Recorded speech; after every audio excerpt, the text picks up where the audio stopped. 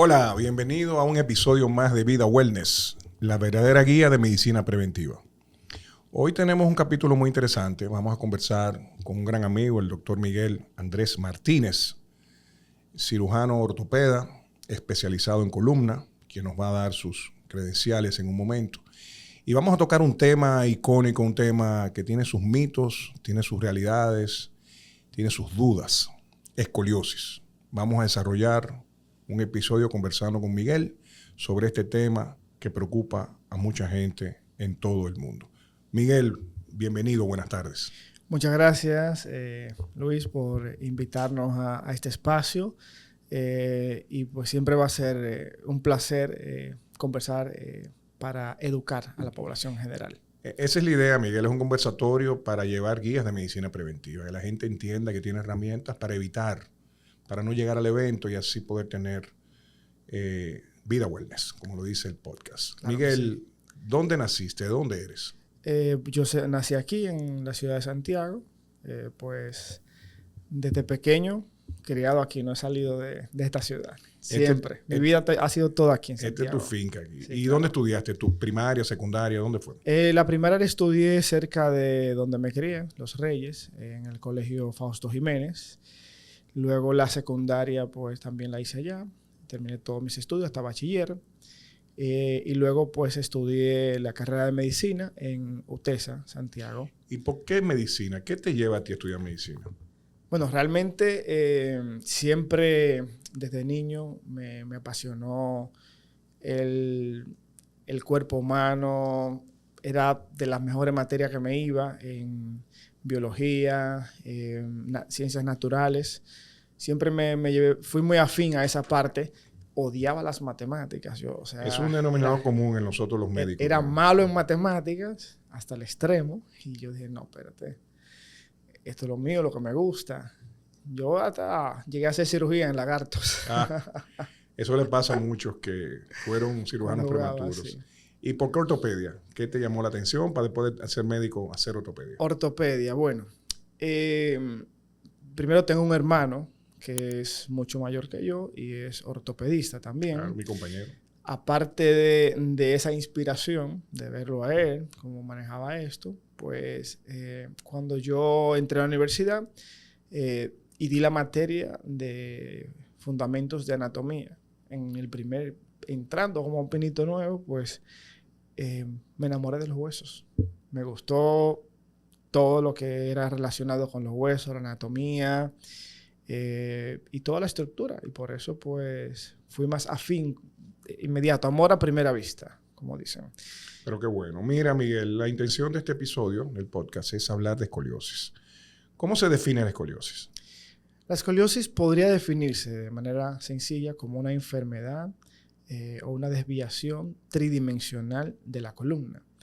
Tridimensional porque afecta a los tres planos. Si tú ves a la persona de frente, la estás viendo en el plano coronal.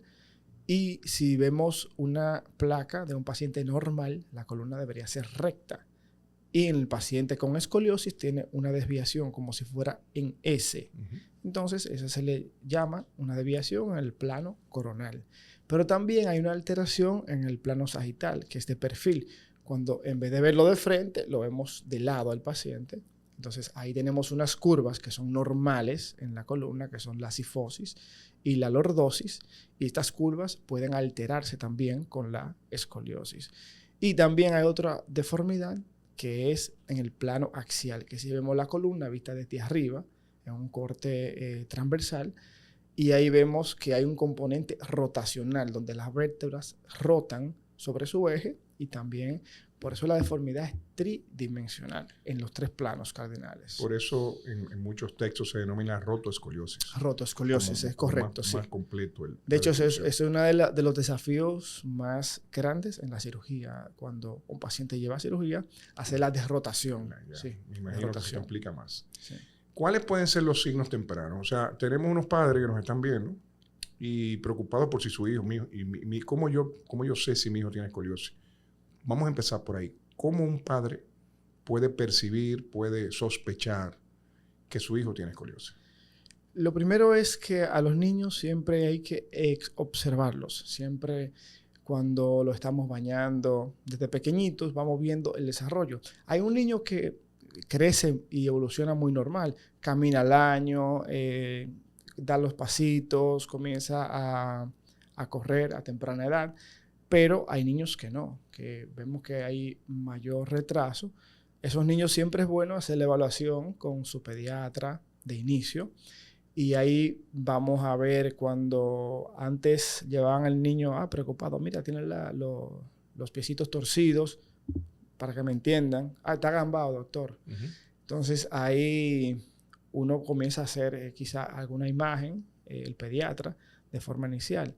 Pero realmente la observación de mirar si el niño tiene alguna asimetría en las escápulas o en la hemipelvis, o al caminar vemos alguna desviación, eso podría llamarnos la atención. Aunque déjame decirte que a esta edad, temprana edad, por debajo de los 3 años, es muy difícil uno percibir una escoliosis en un niño, porque todavía no tiene los grados ni tiene la altura para poder dar una deformidad. Estamos hablando visible. Que es muy silente. La escoliosis empieza silente. Mira, silente. Yo como radiólogo veo muchas en niños que van por un tema de proceso inflamatorio bronquial.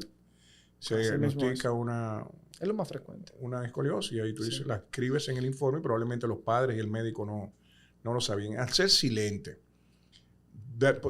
por alguna razón se desarrolla una escoliosis. ¿Cuáles son esos factores de riesgo, esos factores ambientales que llevan que a un ser humano desarrolle la escoliosis? Bueno, mira, lo que pasa es que la escoliosis, la más frecuente, la presentación más frecuente es la escoliosis idiopática. Y esa se va dando con el desarrollo del niño. No hay una causa determinada, conocida genética, como tal. Hay muchos factores ambientales, factores genéticos, pero de hecho hay familias que vienen arrastrando historial de escoliosis y viene otro niño y nace y no tiene la desviación. Se rompe la cadena genética. Se rompe la cadena genética realmente.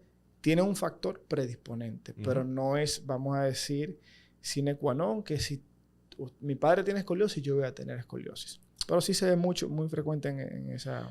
Pero sí, de los mitos que escuchamos, la mochila, la famosa mochila. La mochila. Que cada vez más pesada, debiera ser al revés, porque hoy en día ya con la tablet deberíamos tener todo guardado en la tablet. Todo lo tenemos digital ya, exacto. Pero sigue la mochila siendo un saco detrás de la espalda de un niño. ¿Qué tan cierto es que la mochila me le puede desarrollar la escoliosis al niño? La mochila no es que te va a desarrollar la escoliosis va a venir solita. Son mochilas en mochila, porque hay niños que de muy bajos recursos que ni siquiera lo mandan a la escuela y tienen escoliosis. Okay. Entonces, ¿cómo explicaríamos eso? O sea, no sería cierto. Ahora bien, un niño no podemos someterlo a esa carga. Ese hueso está todavía inmaduro y es un hueso que si tú lo forzas o le metes una sobrecarga, pues obviamente que va a traer una consecuencia.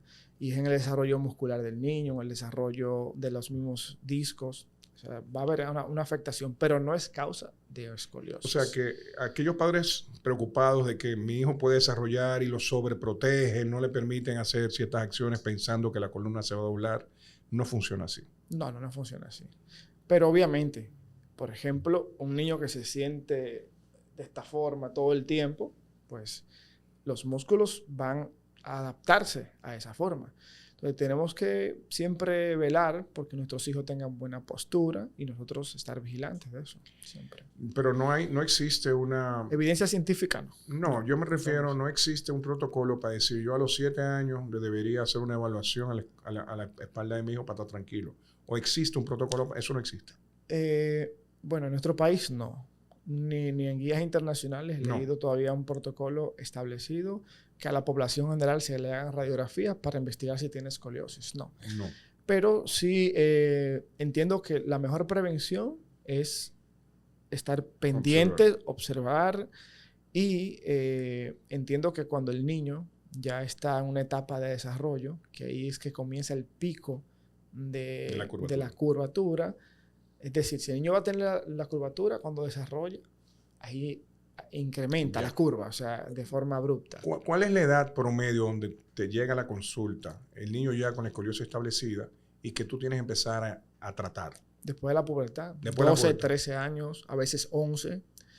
A veces hay niños que empiezan más temprano, pero también pues existe lo que es la escoliosis congénita, Ok. que pues ya es por una deformidad, por una anomalía, una deformidad en la columna que se formó un hueso de más o algo que Claro. está mal estructurado en la columna y eso te O no desvía se la forma el columna. hueso, a veces tiene una Exacto, hemivértebra una hemivértebra que- o una espina bífida. que sí. hace que la columna se Exacto, acomode. se acomode, sí. Entonces imaginémonos que ya está establecida la escoliosis, Ok. que te llegó ese paciente, ya los padres finalmente le dieron el diagnóstico de que el niño tiene una escoliosis.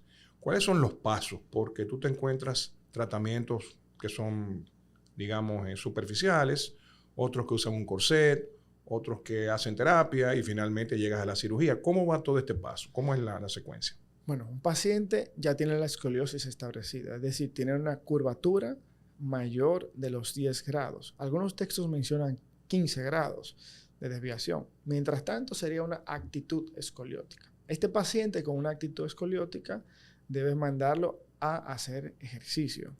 ¿Cuál es el ejercicio? La natación es el mejor deporte. Con la natación vas a fortalecer todos los músculos del torso, el erector de la columna, vas a fortalecerlo y por lo tanto no es que vas a evitar directamente con eso la desviación o que se sigue desviando, pero sí vas a retrasar la misma y puede ser que no llegue a los grados suficientes para ser sometido a una cirugía. ¿Cómo yo mido los grados? Los grados se miden en una radiografía simple. Es el mejor método diagnóstico. De hecho, a través de eso hacemos la planificación, miramos hasta dónde vamos a llegar en la instrumentación cuando hay que hacer cirugía. Vemos si necesita otro tipo de tratamiento como conservador, como la natación, el corsé, terapias físicas. Hay muchos métodos no invasivos que pueden resultar. ¿Cuál puede ser un deporte alterno por si esta persona que es diagnosticada con escoliosis no puede tener la natación? Puede hacer cualquier deporte, voleibol, básquetbol. Los niños siempre tienen que estar en no hay ningún deporte que se esté prohibido practicar si tú tienes una escoliosis diagnosticada. Prohibido, bueno. O que debiera evitar. El fútbol, soccer, pues es de los que más demanda tiene físicamente por el hecho de tú usar muchos miembros inferiores y levantar mucho la pierna. No es prudente con una escoliosis, prudente, digamos. No sería prudente, pero sí lo pueden hacer, lo hacen generalmente. Entonces, no genera dolor. El niño fue diagnosticado con una escoliosis con el grado X. ¿Cómo tú empiezas a tratarlo? Ok, dependiendo del grado. Ajá. Los grados, del menor a mayor, ¿cómo va el tratamiento? Ya cuando es menos de 45 grados, que ya el criterio quirúrgico por encima de 45 grados, pues el niño podemos comenzar a tratarlo con vigilancia, terapia física, la natación. Le insisto muchísimo a los padres con esto para fortalecer los músculos. Y muchas veces cuando el esqueleto es inmaduro, podemos auxiliarnos del corsé. El corsé es como una faja rígida con la que el niño va a estar todo el tiempo y esa faja rígida se hace personalizada para cada paciente. Es decir, si la curva está de este lado, la faja tiene que ir adaptando esa curva, contrarrestando la fuerza muscular que hace la curva para que el niño vaya creciendo en una forma más correcta. Pero evidentemente todos llegan a cirugía, todas las escoliosis. Si sobrepasan los 45 grados. Pero no todos pasan los 45 grados. No todos. El criterio quirúrgico es más de 45 grados. Más de 45 grados. Mientras no llegue a 45... Y depende también si el paciente tiene una enfermedad debilitante muscular. Por ejemplo, una atrofia de Duchenne, muscular de Duchenne, puede hacer que el niño no tenga musculatura fuerte, por lo tanto hay un imbalance en su columna y esto puede, con menor grado, tener criterio quirúrgico, dependiendo del caso, ¿sí? Hay que verlo. ¿La escoliosis afecta a la médula espinal? La desviación no la afecta directamente. Vemos niños que tienen 110 grados de desviación. Ese niño, si la afectara, tuviera la médula que no le funcionara. Pero no has visto tú en ningún caso calambres, dolor tipo ciático. En deformidades muy severas, sí. Sí. Y cuando la escoliosis, pues afecta directamente el disco y el disco, toda la estructura que comprima en la médula va a generar un síntoma. Eso es automático. Pero generalmente no duele. Es indolora y por eso pasa mucho desapercibido. Porque no duele. Y cuando ya es inevitable la cirugía, ¿cómo se planifica esto? ¿Y cómo es la cirugía? Bueno, la cirugía tradicional es la cirugía abierta, que es la corrección. O sea, hay una herida completa en la espalda. Sí, completa en la espalda. Hay que abrir todos los niveles hasta donde vas a planificar tu corrección de esa curva. Y la cirugía se hace no por una función estética. Ah, no, que el niño se ve torcido. No, ese no es el objetivo. El objetivo es que si dejamos esta curva, esto desplaza el mediastino, y en el mediastino tenemos los pulmones, tenemos el corazón, y esta curva va a comprimir un pulmón u otro, el corazón, y por lo tanto el corazón se va a ver más forzado a bombear la sangre, provocando una miocardiopatía hipertrófica. Claro. Entonces el niño va a tener un problema en el corazón al final. O sea, eso es una de las causas o de las razones primordiales de la cirugía. Sí, claro. Es prácticamente una descompresión. Y también una hipertensión pulmonar te puede También causar. Entonces, son cosas que ya van a afectar directamente o a comprometer la vida del paciente. Entonces, vamos a ir resumiendo un poco la primera parte de este conversatorio. Es muy difícil diagnosticarla visualmente porque pasa muy desapercibida. Hay que estar muy atento con los niños por curvaturas o poses en doblar. La mochila pesada no me causa escoliosis, eso es... No, pero es recomendable no usarla. No usarla. O sea, no exceder el peso que el niño puede cargar. Pero no sobreproteger al niño, porque hay padres que se llaman la mochila claro. hasta el pupitre del alumno porque le va a dar una escoliosis. No, o sea, claro. A veces se exagera un poquito. Compremos las rueditas. Ya existe ese método para... Y luego que por alguna razón se diagnostica, se va observando en la medida que ésta se mantiene o va avanzando con el tema de los grados, hasta poder llegar a esta cirugía. ¿Qué tan difícil es la cirugía? Bueno, es que la cirugía conlleva pues un entrenamiento. Cuando te formas en esto, obviamente tú no llegas, yo me formé, soy el súper especialista. Siempre auxiliarte de un colega que tenga más experiencia que tú, como siempre lo hemos hecho. Y eso te va dando la confianza, te va dando pues la destreza de ir haciendo cada vez algunos desafíos un poco mayores en relación a la corrección. Pero tú decías que es una herida completa y luego, ¿cómo se corrige ya en el quirúrgico? ¿Cómo ustedes enderezan, para decir un término llano, la columna? Para poder enderezar hacemos un procedimiento llamado artrodesis y para la artrodesis tenemos que colocar unos tornillos en una zona segura de la columna que, dicho valga de paso, siempre las personas tienen mucho miedo que puede quedar inválido un paciente. Es cierto eso, pero realmente quien está preparado para la cirugía sabe cómo colocar ese tornillo en una forma segura donde no cause ningún tipo de lesión. ¿Tenemos estadísticas de esa morbilidad?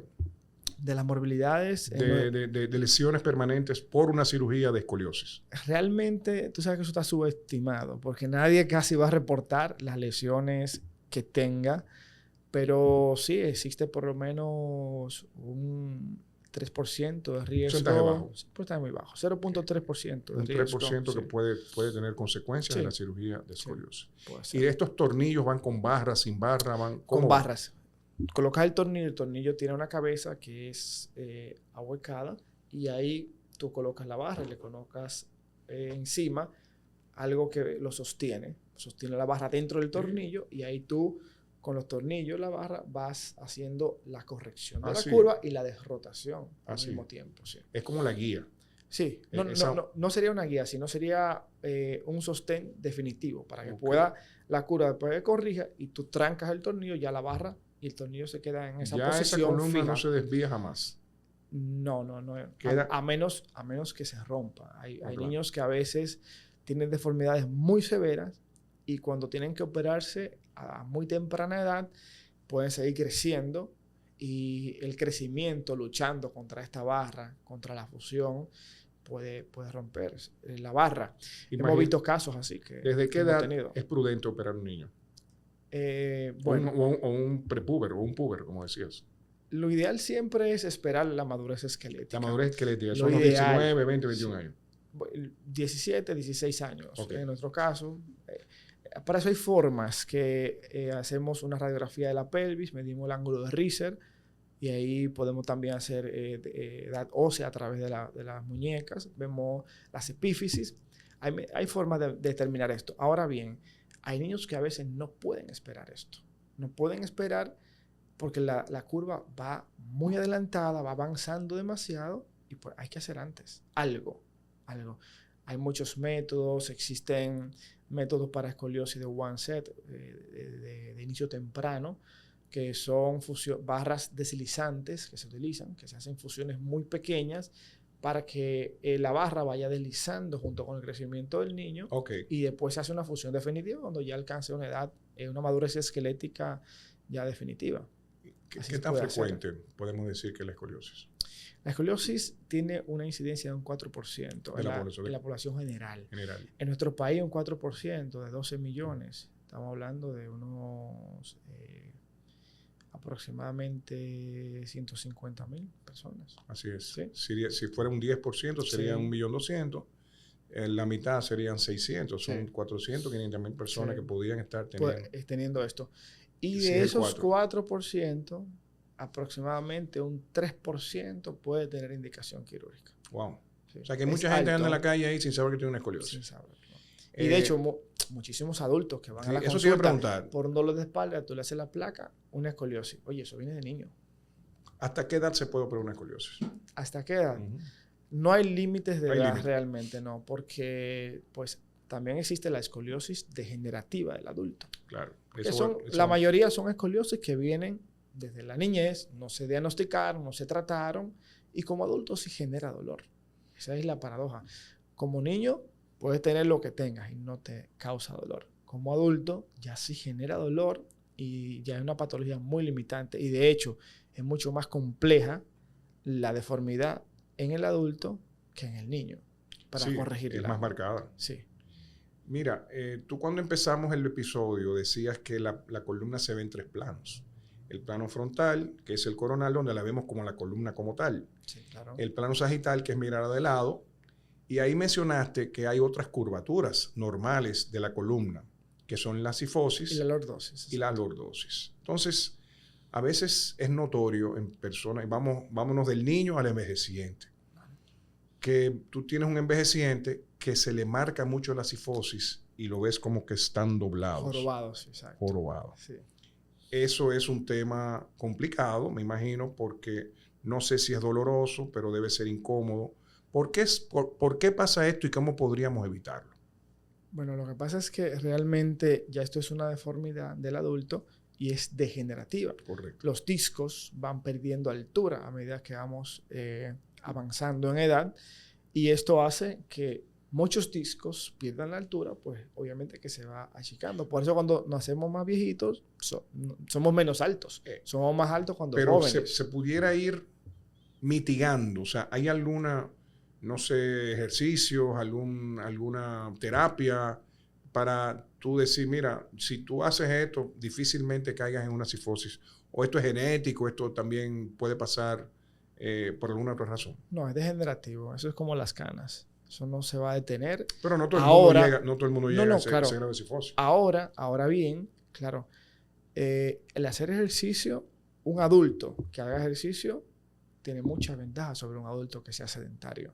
En cuanto a la salud musculoesquelética. Estamos hablando que la columna por parte del sistema musculoesquelético. Entonces, ahí no hay opciones quirúrgicas en caso de una cifosis eso no es lo usual. Sí, claro. Si el paciente adulto tiene mucho dolor y pues le has tratado con todo, puede tener indicación quirúrgica. Eso tiene sus grados para uno poder determinarlo, ¿sabes? Con indicación. Claro, y volvemos a lo mismo. Sería una artrodesis igual, una artrodesis, con barras que van a enderezar en vez de... Sí, y a veces pues, en la cifosis es un poquito más complicado, porque en la cifosis hay que hacer osteotomías, o sea, cortar todos los elementos posteriores de la columna para poder flexibilizar y tú poder traer hacia atrás de nuevo esa curva. No es tan sencillo. Es complicado. Porque el tornillo que tú colocas, cuando tú le haces mucha tracción, puede desanclarse. No, y en un hueso que está... Un hueso maltratado, de mala calidad. Osteopénico, que tiene muy poca densidad, masa sí. ósea, que eso es un tema. Sí, claro que sí. Tú sabes que vamos a tener un episodio de menopausia y climaterio, porque es otro de las... Y esto cae un poco en el ámbito de... Mira, cada paciente que yo voy a operar, pues siempre le exijo una densidad ósea, una densitometría. Correcto. Para poder yo analizar Claro. si ese Que no paciente... sea una sorpresa. Exacto.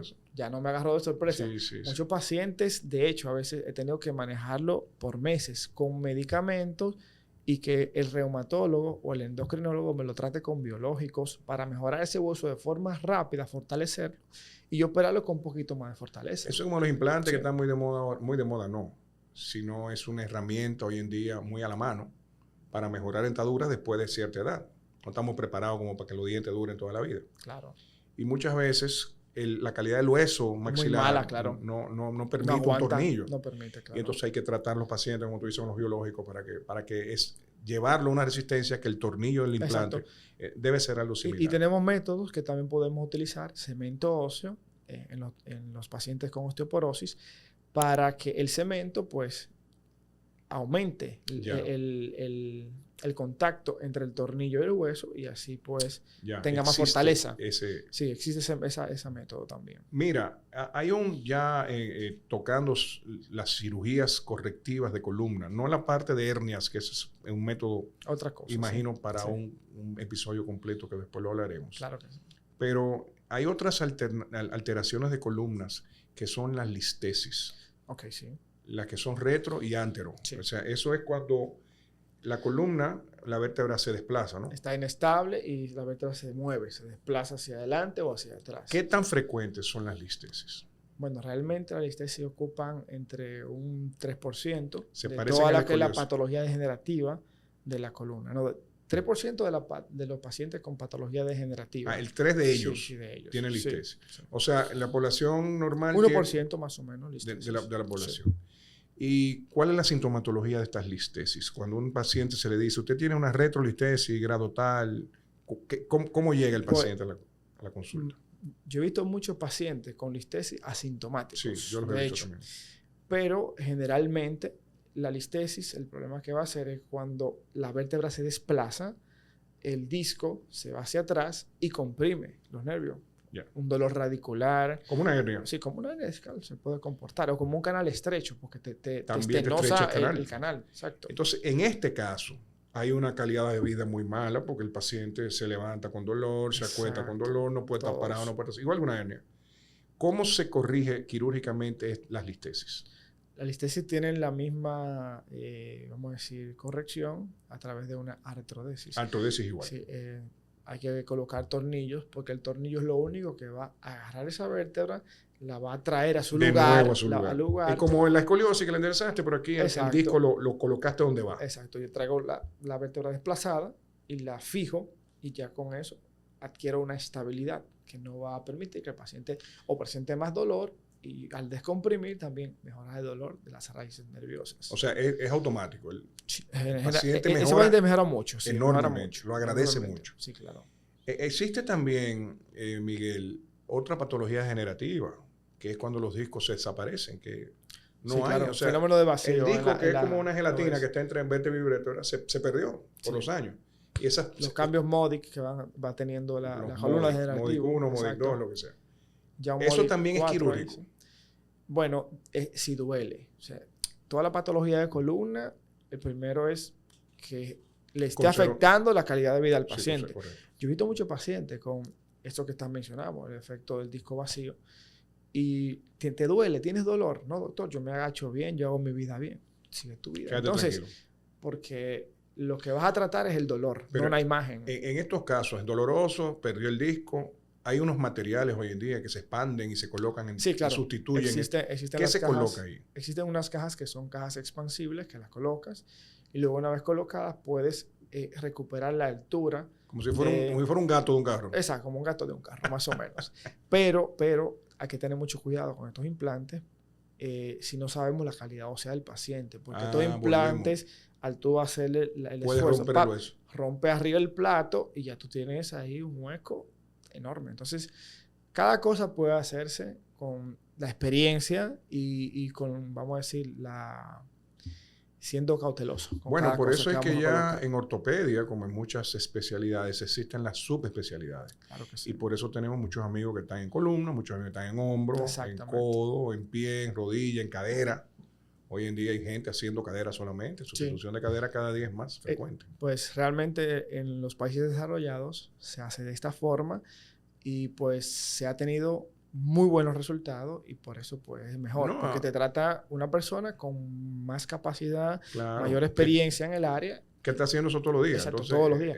Eso de hecho, te digo algo. En Estados Unidos hay personas que se dedican nada más a columna cervical. Sí. Solamente, no operan columna lumbar ni torácica, cervical.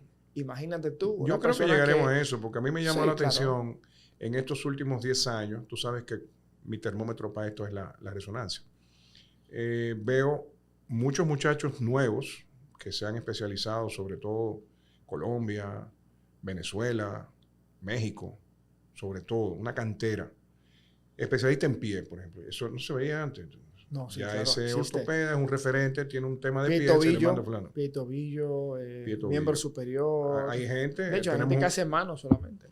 Tenemos un amigo que hace hombros. Sí, hombros también, que está solamente. aquí. Sí, claro. Y yo creo que con el tiempo seguirá especializándose más, porque antes se pensaba que el ortopeda solamente era para fractura.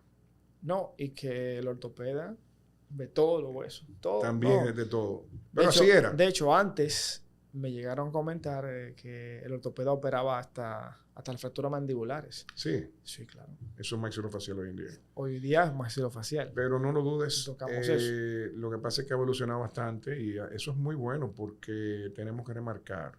Hay muchos ortopedas. El otro día alguien me decía que aquí había como 400 ortopedas en Santiago. Sí. Ese es el número más o menos, sí. En la bueno, sociedad vemos mil y pico. Mil y pico largo. Eso lleva a que se exija más especialización. No solamente sí, claro. que me gradué en el Cabral y me puse a trabajar, me gradué en México. No, me gradué y le dediqué 1 o 2 años más a especializarme en una parte. Y de hecho, yo, por ejemplo, el año pasado terminé un diplomado en cirugía endoscópica de columna. Cada día, mira, a lo que te quieras dedicar de columna, tienes por mucho. Mira, o sea, eso lo vamos a hablar en el otro episodio, te vamos a invitar para hablar del dolor crónico o agudo de columna, diagnosticado con hernia o con protrusiones, con extrusiones, que son ya términos que se están usando, claro. Y cuáles son las vías de solución, porque hoy en día está muy de moda la cirugía mínimamente invasiva, que claro, es lo que todo el mundo está pidiendo. Yo me voy a despedir de este episodio que ha sido muy ameno. Se fue rapidísimo, Miguel. Sí, la verdad que podemos quedarnos aquí un buen rato. Pero, ¿qué consejo tú le das a esa gente que te dice como médico, yo me levanto todos los días con un dolor de espalda? ¿Por qué pasa eso? Bueno, y en la medida que el día va pasando, me voy mejorando. Me voy mejorando. Lo primero es que... claro. Lo primero es que si te duele la espalda y está afectando tu calidad de vida y el dolor ya tú ves que... Porque es la causa de consulta más frecuente de dolor de espalda. Baja. Todos los que estamos aquí hemos tenido un dolor de espalda. Sí. Y lo vamos a tener en nuestra vida. Pero si ese dolor es limitante o acompaña otros síntomas, dolor de las piernas, calambre o cualquier, vamos a decir, limitante que tú no puedas hacer tu vida normal, de forma normal. Yo creo que es bueno siempre evaluarse. Una evaluación. Hay muchas personas que van a tiempo a la consulta. Mira, no hay que operar, no hay que hacer esto, cuídate la espalda, haz ejercicio, cambia el estilo de vida y mejoran. Y se puede decir que así como, me voy a hacer muy atrevido con esta pregunta que te voy a hacer. Hay mamografía para las mujeres, hay próstata y ultrasonido y multiparamétrica resonancia para próstata de los hombres, hay ecocardiograma para el corazón. Debería el hombre después, y todo esto se puede decir, te da, mira los 45 hasta la colonoscopia, para todas esas cosas. ¿Debería el hombre o la mujer, el ser humano, después de cierta edad, hacerse un chequeo de columna? ¿Eso no existe o hay algunas guías o es una locura pensar en eso? No hay guías. Lo que pasa, Luis, es que el dolor de columna te puede dar a cualquier edad. Entonces, sería muy complicado tú estipular un grupo etario específico, porque yo he visto niños de 13 años con hernias discales. Tú te lo dices, ¿cómo? ¿Cómo un niño de 13 años va a tener una hernia discal? Claro. Eso es degenerativo, eso es para un adulto. Sí. ¿Ves? Entonces, por eso no se podría estipular. Pero yo creo que la sintomatología, en este caso, es lo que más va a acercarnos a un diagnóstico y nos va a hacer buscar ayuda médica. Pero entonces en ese vamos caso. a reformular la pregunta. Sí. No esperes muy tarde cuando tienes un dolor de espalda. De espalda, claro. No crea que mañana se me va a quitar o yo con una aspirina o con un Voltaren o lo que fuere me lo voy a quitar. Es una alarma. Sí, sí, claro. La mayoría de personas cuando llegan donde ti tienen semanas. De hecho, a veces meses medicándose, automedicándose. Y ahí está el problema. Claro. Que se resolvía de tal forma.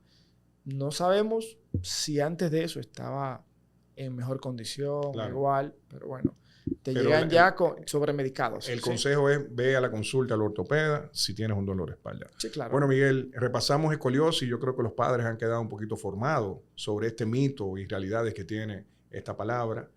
Y creo que también hablamos de cifosis en los adultos envejecientes y por último el tema de las listesis y esas de desplazamiento de vértebra. Yo te agradezco muchísimo el haber venido. A ustedes, amigos de las redes que nos siguen en esta guía de medicina preventiva, agradeciéndoles enormemente siempre su sintonía y su disponibilidad de escucharnos para seguir teniendo esas herramientas que estos especialistas que nos acompañan en estos conversatorios nos traen para tener una verdadera salud preventiva. Hasta el próximo episodio.